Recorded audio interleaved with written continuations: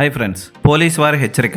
బాబ్జీ దర్శకత్వంలో రిలీజ్ అయిన ఈ సినిమా ఎలా ఉందో ఇప్పుడు చూద్దాం. కొంతమంది గుంపుగా చేరి వేట కొడవలతో పోలీస్ ఆఫీసర్ని, రాజకీయ నాయకుల్ని చంపేస్తూ ఉంటారు. మళ్ళీ జనాల్లో కలిసి ఊరు చివర నివసిస్తూ చిన్న చిన్న కూలి పనులు చేసుకుంటూ ఉంటారు.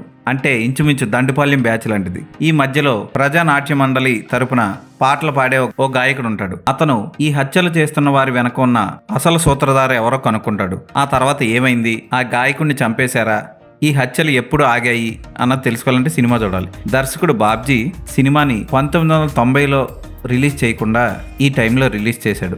అంటే కథనం, తెరకెక్కించిన విధానం అన్నీ కూడా అవుట్డేటెడ్గా ఉన్నాయి. చూసే కొద్దీ మనం ఏ కాలంలో ఉన్నావరా అన్న ఫీలింగ్ కలిగించేలా ఉంటుంది సినిమా. హిమజ దండుపాలెం బ్యాచ్లో లేడీగా, జయవాహిని పోలీస్ ఆఫీసర్గా, షాయిజీ షిండే, రవి కాలే, శుభలేఖ సుధాకర్ చిన్న చిన్న పాత్రలు పోషించి ఒక్కళ్ళు కూడా అరే వీళ్ళు బాగా చేశారే అన్న ఫీలింగ్ కలిగించకుండా సినిమాలో అలా వచ్చి వెళ్ళిపోతూ ఉంటారు. అజయ్ ఘోష్కి బీభత్సమైన పాత్ర ఇద్దాం అనుకున్నాడు, కానీ ఆ పాత్ర చేసే పనులు తెలిసిన తర్వాత వారిని ఇంత రొటీన్ రొట్ట అన్న ఫీలింగ్ కలుగుతుంది మనకి. అజయ్ ఘోష్ పోషించిన సత్యమూర్తి పాత్ర రంగం సినిమాని గుర్తు చేస్తుంది అనడంలో సందేహం లేదు. ఇక బ్యాక్గ్రౌండ్లో వచ్చే సాంగ్స్ కానీ, ఆ విప్లవ సాంగులు కానీ పరమ బోరు తెప్పిస్తాయి. పోలీస్ స్టేషన్ దగ్గర ఓ పిచ్చోడు తిరుగుతూ ఉంటాడు. వాడి పాత్ర అయితే ఎందుకు వచ్చిందో అర్థం అవ్వదు.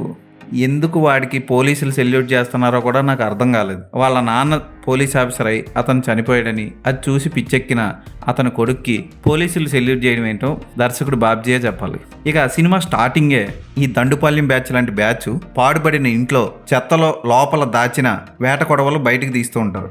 అందరూ ఒకే కన్నంలోంచి ఒకే కత్తిని తీసినట్టు తీశాడు దర్శకుడు. అదేంటో అర్థం కాదు. అందరు కత్తులు ఒకే దాంట్లో ఎలా పెట్టారో నాకు అర్థం కాలేదు. ఆ తర్వాత ఒక పెద్ద పోలీస్ ఆఫీసర్ని చంపే సన్నివేశం అయితే పరమ వెటకారంగా ఉంటుంది. అతన్ని చంపడానికి, నరకడానికి అందరూ కలిసి అతని పొట్ట మీద వేట కొడవలు పెడతారు తప్ప కనీసం ఆ కొడవలి అతని బాడీలో కూడా దిగదు. ఇక ఫోటోగ్రఫీ గురించి, పాటల గురించి మనం ఎంత చెప్పుకుంటే అంత తక్కువ. చాలా అవుట్డేటెడ్ కథతో, చాలా లో క్వాలిటీ మేకింగ్తో ఇష్టం వచ్చినట్టు తీశారు సినిమాని. క్లైమాక్స్ చూసిన తర్వాత మనకి మెంటల్ ఎక్కుతుందనడంలో సందేహం లేదు. టైంపాస్కి ఏదైనా సినిమా చూడాలంటే మాత్రం ఈ సినిమాని మాత్రం చూడకండి. ఈ సినిమాకి నేను ఇచ్చే రేటింగ్ 1/5.